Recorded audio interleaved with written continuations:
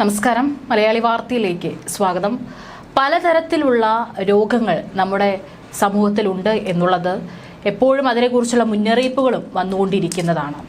പല രാജ്യങ്ങളിലും പലതരത്തിലുള്ള മാരക വൈറസുകൾ പൊട്ടിപ്പുറപ്പെടുമ്പോൾ അത് മറ്റുള്ള രാജ്യങ്ങളിലേക്ക് വ്യാപിക്കുകയും നിരവധി ജീവനുകൾ മരണത്തിന് കീഴടങ്ങുകയും ചെയ്യാറുണ്ട്. കോവിഡൊക്കെ വന്നപ്പോൾ നമ്മളത് കണ്ടതാണ്. എന്നാൽ ഇത് മാത്രമല്ല, നമ്മുടെ നാട്ടിലും പല രീതിയിലുള്ള അസുഖങ്ങളും രോഗങ്ങളും പടർന്നുകൊണ്ടിരിക്കുകയാണ് എന്നുള്ളതാണ് ഒരു പഠന റിപ്പോർട്ട് അനുസരിച്ച് പുറത്തു വരുമ്പോൾ നമ്മളിലും ഞെട്ടലുണ്ടാക്കുന്നത്. ഇപ്പോൾ കേന്ദ്ര സംസ്ഥാന ആരോഗ്യ വകുപ്പുകളുടെ നേതൃത്വത്തിലുള്ള ദേശീയ ക്ഷയരോഗ നിവാരണ പദ്ധതിക്ക് തിരിച്ചടിയായി ജില്ലയിൽ 203 പുതിയ രോഗികളെയാണ് കണ്ടെത്തിയിരിക്കുന്നത്. പദ്ധതിയുടെ ഭാഗമായി നടപ്പാക്കുന്ന 100 ദിന ക്ഷയരോഗ നിർമ്മാർജ്ജന ക്യാമ്പയിനിൽ നടത്തിയ പരിശോധനയിലാണ് പുതിയ രോഗികളെ കണ്ടെത്തിയിരിക്കുന്നത്. രോഗം പിടിപെടാൻ സാധ്യതയുള്ളവരുടെ പട്ടിക തയ്യാറാക്കി ആരോഗ്യ കേന്ദ്രങ്ങളിൽ എത്തിച്ച് നടത്തിയ പരിശോധനയിലാണ് പുതിയ കണ്ടെത്തൽ.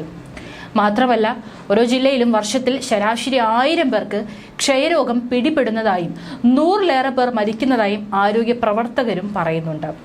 ക്ഷയരോഗബാധ 2015 അപേക്ഷിച്ച് 80%, മരണനിരക്ക് 90% കുറയ്ക്കുക, ക്ഷയരോഗം കാരണം ആർക്കും അധിക സാമ്പത്തിക ബാധ്യത ഉണ്ടാകാതിരിക്കുക തുടങ്ങിയവയാണ് 100 ദിന ക്യാമ്പയിൻ ലക്ഷ്യമിടുന്നത്.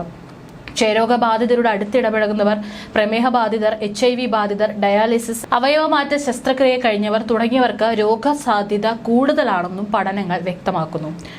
നമ്മളൊക്കെ നിസ്സാരമെന്ന് കരുതുന്ന ഈ ഒരു ക്ഷയരോഗം, അല്ലെങ്കിൽ വലിയ നമുക്കൊന്നും അത് വരില്ല, അങ്ങനെയുള്ളതൊന്നും രോഗം പടരില്ല എന്നൊക്കെ നമ്മൾ നിസ്സാരമായി തള്ളിക്കളയുന്ന അസുഖമാണ് ഇന്ന് വലിയ രീതിയിൽ അതിൻ്റെ നിരക്ക്, ആളുകൾക്ക് അത് പിടിപെടുന്ന നിരക്ക് ഇപ്പോൾ വർദ്ധിച്ചിരിക്കുന്നു എന്നുള്ള റിപ്പോർട്ടുകളാണ് പുറത്തു വരുന്നത്.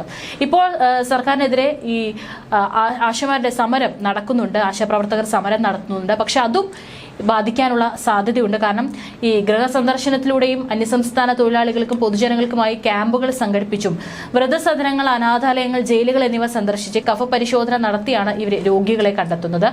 എന്നാൽ ഇത്തരം പ്രവർത്തകർക്ക് നേതൃത്വം നൽകേണ്ട ആശമാർ സമരത്തിലായതോടെ ക്യാമ്പയിനെ പ്രതികൂലമായി ബാധിച്ചിട്ടുണ്ടെന്നാണ് പൊതുവെയുള്ള വിലയിരുത്തൽ.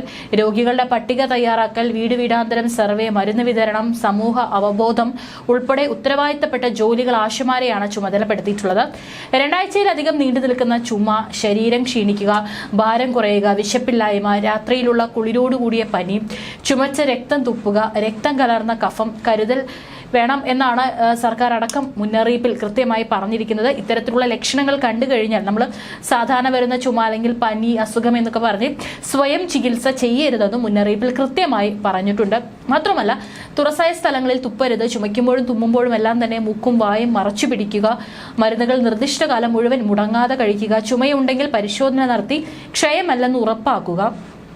അതുപോലെ തന്നെ ഇത്തരത്തിലുള്ള നിർദ്ദേശങ്ങളെല്ലാം കൃത്യമായി പാലിക്കാനും മുന്നറിയിപ്പിൽ പറയുന്നുണ്ട്. കാരണം ഇപ്പോൾ ഇത് കേരളത്തിലടക്കം പല ജില്ലകളിലും ഇത്തരത്തിൽ ക്ഷയരോഗം ബാധിക്കുന്നവരുടെ ശതമാനം കൂടിക്കൊണ്ടിരിക്കുകയാണ്. അതുകൊണ്ടാണ് ഇപ്പോൾ കൃത്യമായി കേന്ദ്ര സംസ്ഥാന സർക്കാരുകൾ മുന്നറിയിപ്പ് നൽകുന്നത്.